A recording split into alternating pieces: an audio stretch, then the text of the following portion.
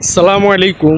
ইউরোপে মাফিয়ার ভয়াবহতা আসলে সর্বপ্রথম আপনাকে জানতে হবে যে মাফিয়া কাকে বলে এবং কি মাফিয়া আসলে কি নির্দিষ্ট জাতি বা নির্দিষ্ট গোষ্ঠী কিনা, বা কোন কোন দেশের মানুষরা বেশিরভাগই মাফিয়াগিরি করে, ওই জিনিসটা আপনাকে জানতে হবে।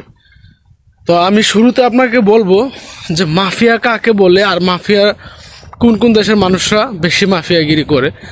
মাফিয়া হতে পারে আমিও মাফিয়া বা আপনিও হতে পারেন মাফিয়া। এটা কোনো আপনার নির্দিষ্ট জাতির জন্য বা কোনো নির্দিষ্ট গোষ্ঠীর জন্য বা নির্দিষ্ট একটা দেশের জন্য যে তারাই মাফিয়া, ব্যাপারটা কিন্তু ওইরকম না। হতে পারেন আপনি বা আমি মাফিয়া। তো সেটা বেশিরভাগ মাফিয়াগিরি করে পাঁচটা দেশের মানুষ। এক বাংলাদেশি, তারপরে ইরানি, পাকিস্তানি, আফগানি, আর ইন্ডিয়ানি খুবই কম।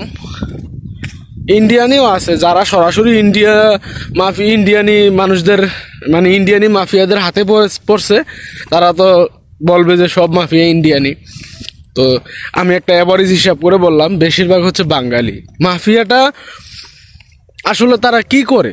মাফিয়াটা তারা আপনাকে মানে বন্দি করবে, বন্দি করে আপনাকে মৃত্যুর ভয় দেখাবে, আপনার ফ্যামিলিতে আপনার মায়ের ছবি পাঠাবে। এটা মেইন মানে তাদের কাজ, মাফিয়াদের কাজ। আর আমি একটা ফাঁড়ি রুট দিয়ে যাচ্ছি, তো এই জন্য সব গাছপালা দেখা যাচ্ছে, খুব মানে ভালো লাগতেছে। তো মাফিয়াটা ইউরোপে মাফিয়া আছে কিনা? ইউরোপে মাফিয়ার নাই। তবে হ্যাঁ, মাফিয়া তো আর মনে করেন এমন না যে এরকম জঙ্গলের মাঝখানে বা আপনার গাছের নিচে লুকায় থাকে, ব্যাপারটা কিন্তু এরকম না। মাফিয়া দালাল, যারা এক দেশ থেকে আরেক দেশে লোক নেয় বাই রুটে, তারাই মাফিয়া। ঠিক আছে, এখন কিছু আছে মানে নির্দয় মাফিয়া, কিছু আছে নির্দয় দালাল, তারাই মাফিয়া। যেমন যারা তুর্কি থেকে গ্রিসে লোক আনে, তারা কিন্তু এক প্রকার মাফিয়া। ঠিক আছে, হয়তো তারা ভালো ব্যবহার করে কিন্তু টাকা পয়সা মাইরা দেয়, টাকা পয়সা মারে, এটা 100% টাকা পয়সা মারে। এখন তারা হয়তো আপনাকে মারধর করে না, হ্যাঁ, কারণ কি এটা সব দেশে তো আর সব কিছু করা যায় না। যেমন লিবিয়া তো একবারে অরিজিনাল মাফিয়ার দেশ। আফ্রিকার হিসাব বাদ, আফ্রিকা ইউরোপের মধ্যে বাংলাদেশি, পাকিস্তানি, ইন্ডিয়ানি আর আফগানি, ইরানি, এই পাঁচটা দেশের মানুষই আপনার মাফিয়াগিরি করে। তো যারা এক দেশ থেকে আরেক দেশের লোক নেয়, তারাই মেইন মাফিয়া।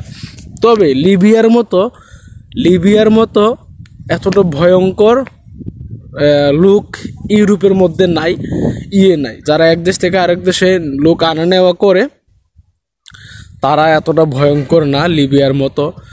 তো মাফিয়া তো ভাই মাফিয়াই, তাদের কোনো জাত নাই, তাদের কোনো ধর্ম নাই, তাদের কোনো মা নাই, তাদের কোনো পরিবার নাই। যারা মাফিয়া বা যারা এরকম বাইরুডে যারা যায় তাদেরকে মারধর করে, যারা এরকম করে, তারা কোনো ধর্ম নাই, তারার কোনো জাত নাই, তারার কোনো আপনার বংশ নাই, এক কথা তাদের কোনো পরিচয় নাই, তারা পরিচয়বিহীন মানুষ। তো এই মাফিয়াদের কথা। ইউরোপে এরকম মাফিয়াদের কোনো সমস্যা নাই। তো আমার ভিডিওটা এটা খুবই ছোট্ট একটা ভিডিও, কিন্তু কথাটা আমি বলার চেষ্টা করছি কারণ কি অনেকেই আলবেনিয়া বা এই পাশাপাশি দেশগুলোতে আসে।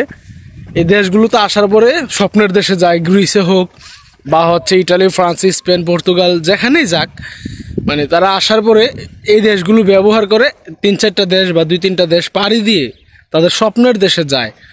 তো যাওয়ার পথে মাফিয়া আছে কিনা, এই ব্যাপারটা আমি তুলে ধরার চেষ্টা করছি। তো আশা করি আপনারা বুঝতে পারছেন যে আসলে ইউরোপে এই রাস্তায় মাফিয়া নাই, এই রাস্তায় মাফিয়ার কোনো ভয় নাই, এই রাস্তায় মাফিয়ার কোনো ভয় নাই। তো এটা নিয়ে টেনশন করিয়েন না। তবে পুলিশের একটু ভয় আছে এক দেশ থেকে আরেক দেশে যারা যায়। তো পুলিশের ভয়টা কেমন এক ভিডিওতে বলে দেই।